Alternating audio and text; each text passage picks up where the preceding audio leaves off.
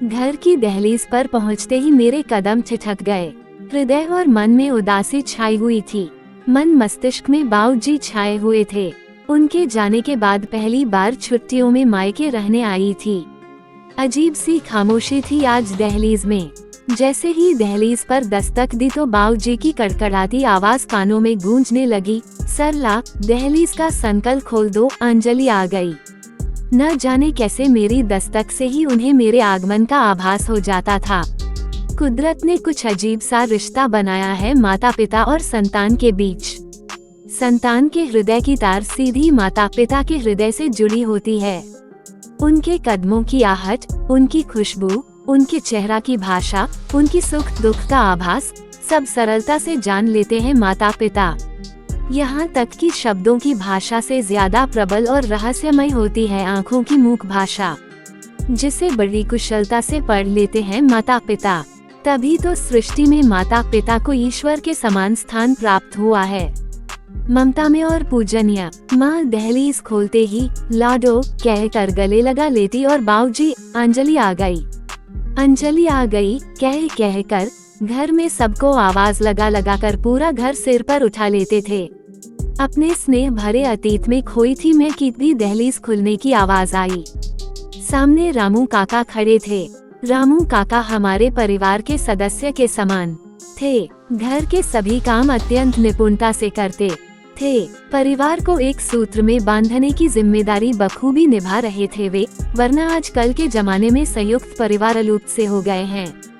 ये तो रामू काका है जो अभी तक ये परिवार अभी तक संयुक्त है, अन्यथा बाबूजी के जमाने से थे, इसलिए सभी परिवार वाले संपूर्ण मान देते थे उन्हें।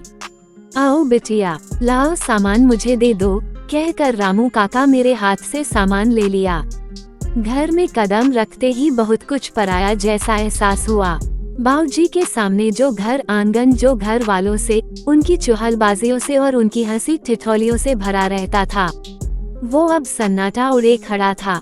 अगर बाबूजी होते तो इस सन्नाटे के स्थान पर शोर शराबा होता। माँ अपने कमरे में थी। बाबूजी के जाने के बाद ही माँ को जैसे उम्र ने जकड़ लिया था। घर में फिरकिनी की तरह घूमती मेरी माँ अब गठिया बाव के दर्द के साथ साथ न जाने कितनी बीमारियों का शिकार हो चुकी थी। उनका कंचन सादमकता अब निष्प्राण जैसा प्रतीत हो रहा था। माँ की हंसी, उनका फुर्तीलापन, उनकी ख्वाहिशें और उनका अस्तित्व सब बाबूजी की चिता में स्वाह हो गया था। अब तो चलने फिरने में भी परेशानी होती थी उन्हें। कैसी हो माँ, मैंने कहकर उन्हें गले लगा लिया। अच्छी हूँ लाडो, ससुराल में सब ठीक हैं। जमाई बाबू और बच्चे नहीं आए क्या? एक साथ प्रश्नों की झड़ी लगा दी माँ ने। अरे रामू जा तीनों बहुओं के कमरे में खड़खड़ा कर कह दे कि अंजलि आ गई है, और अंजलि बेटा जा तू भी थोड़ा मुंह हाथ धो ले, सफर से आई है ना, थक गई होगी। मैं इतने रामू से कहकर तेरी चाय बनवा देती हूँ, मुझे पता है कि चाय पीते ही तेरी सारी थकान उतर जाएगी। बिना अपने प्रश्नों का उत्तर लिए माँ अपनी ही रौ में बोले जा रही थी। उनकी लाड़ भरी बातों से मेरी आंखें भीग गई। हर बात में कल्पना में बाबूजी आने लगे थे। बाबूजी होते तो सभी यहीं जमघट लगाए होते, यूं सबको कमरों से बुलाना ना पड़ता। तीनों भाई मुझे अपने पास बैठा कर दुनिया जहाँ की बातें कर रहे होते और भाभियाँ चाय नाश्ते के साथ साथ बातों की जुगलबंदी कर रही होती। अजीब रुतबा था और वर्चस्व था बाबूजी का, ऊपर से कड़क किंतु भीतर से एकदम नर्म। सबसे छोटी होने के कारण मैं सबकी लाडली थी, खासतौर पर बाबूजी की। वे सदा मेरी हर इच्छा पूरी करते, पलकों पर बैठा कर रखा था मुझे। उनके इसी लाड के कारण अक्सर उनमें और माँ में झड़प हो जाती थी। छोरी को पराए घर जाना है, इतना सिर चढ़ाओगे पर वहाँ जाकर हमारी नाक कटवा देगी। कुछ भी तो नहीं आता इसे सिवाय हंसी ठट्ठे के। कितनी बार कह चुकी हूँ इससे लाडो, घर का कुछ काम काज सीख ले, मगर इसके कानों पर तोजू भी नहीं रेंगती। माँ गुस्से में झल्ला कर में उनसे कहती, अरे अंजलि मेरा गुरूर है, देख लेना ये ससुराल में मेरा सिर गर्व से ऊंचा करेगी। अभिमान से कहकर बाबूजी माँ की समस्त बातों झल्लाहटों पर विराम लगा देते। अरे अंजलि कैसी है तू? स्टेशन से आने में कोई तकलीफ तो नहीं हुई? टैक्सी आसानी से मिल गई थी ना? माफ करना अंजलि, गाड़ी नहीं भेज पाया, वो अचानक ही कुछ काम आ गया था। अगर कुछ काम न होता तो जरूर भेजता। बड़ी भैया की आवाज से मैं ख्यालों से वर्तमान में आ गई थी। कोई बात नहीं भैया, टैक्सी है ना, कोई दिक्कत नहीं हुई मुझे आने में, आप निश्चिंत रहें।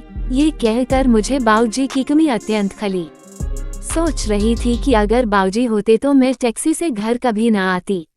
कितना भी जरूरी काम हो वो सब छुड़वा कर मेरे लिए स्टेशन गाड़ी अवश्य भेज देते थे। इन यादों का स्वभाव भी कितना विचित्र होता है ना, जितना इन्हें दूर भगाओ वो उतनी ही करीब आ जाती है। बहुत जिद्दी होती है ये यादें, ना चाहते हुए भी बात बेबात वक्त बेवक्त परेशान करने चली आती है ये। ससुराल से जब चली थी तो पूरे सफर में अपने आप को ऊपर से, भीतर से, हृदय से, मस्तिष्क से पूर्णतः तैयार कर रही थी कि अब मायके के जो भी परिवर्तन आया होगा उससे तनिक भी विचलित नहीं होंगी। जब बाऊजी थे तब समय कुछ और था और अब कुछ। परिवर्तन तो निश्चित था जिसका एहसास मुझे हो चुका था। और माँ, बाऊजी के समय माँ स्वाधीन थी, उनका घर में अपना वर्चस्व था, किंतु अब वे बेटों पर निर्भर हैं। एक स्त्री के जीवन का ये एक कटु सत्य है कि जब तक एक स्त्री का पति जीवित है उसका अस्तित्व अत्यंत सशक्त होता है, किंतु पति की मृत्यु के पश्चात वो स्वाधीन होते हुए भी अपने परिवार के अधीन होती है, उन पर निर्भर होती है। यही माँ के साथ हुआ। मैं अपने विचारों की दुनिया में भटक रही थी कि तभी मंझले भैया की आवाज ने मेरे विचारों की तंद्रा भंग कर दी। अरे अंजलि, कैसी है तू? अकेली आई है? विशाल और बच्चे नहीं आए? मैं अच्छी हूँ मंझले भैया, बच्चे पढ़ाई में व्यस्त थे और विशाल, उनका तो आपको पता ही है, कभी भी मीटिंग्स आ जाती हैं, इसलिए सोचा मैं ही चली जाऊँ अकेली। आखिर छुट्टियों में मायके तो आना ही था ना। माँ की और आप सभी की बहुत याद आ रही थी। चल ये अच्छा किया तूने कि तू आ गई।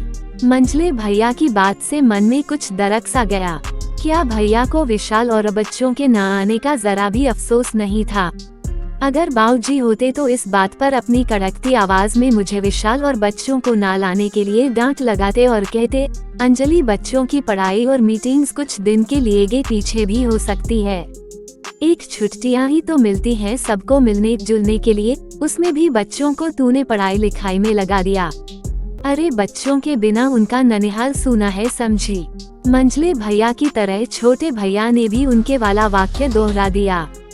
थोड़ी देर बैठकर सभी वापस अपने अपने कमरों में चले गए। ऐसा लग रहा था मानो कोई औपचारिकता पूर्ण करने आए हों।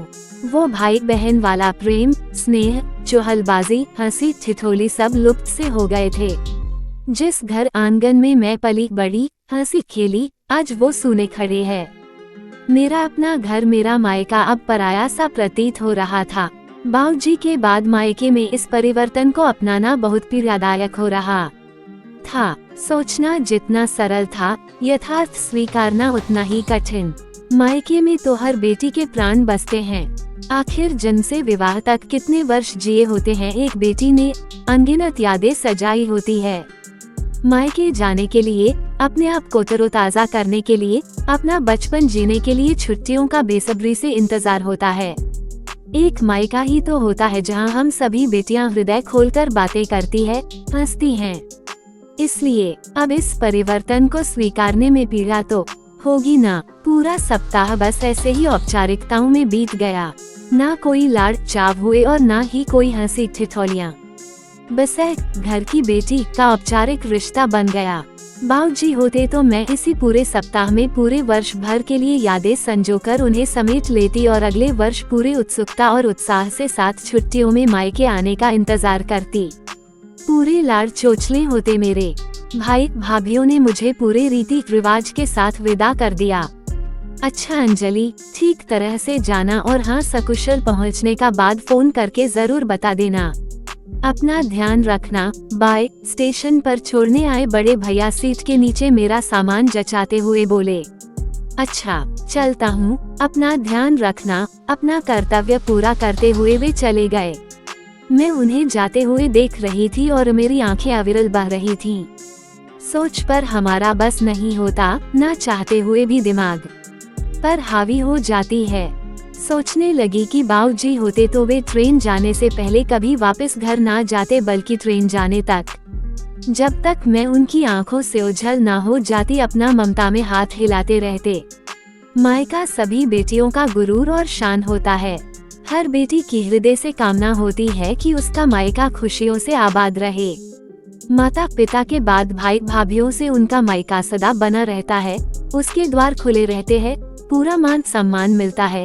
किंतु ये भी एक शाश्वत सत्य है, लाड चोचलें तो बेटियों के माता पिता ही करते हैं, वरना बात बात पर बाबूजी होते तो की यादें ना सताती। धन्यवाद।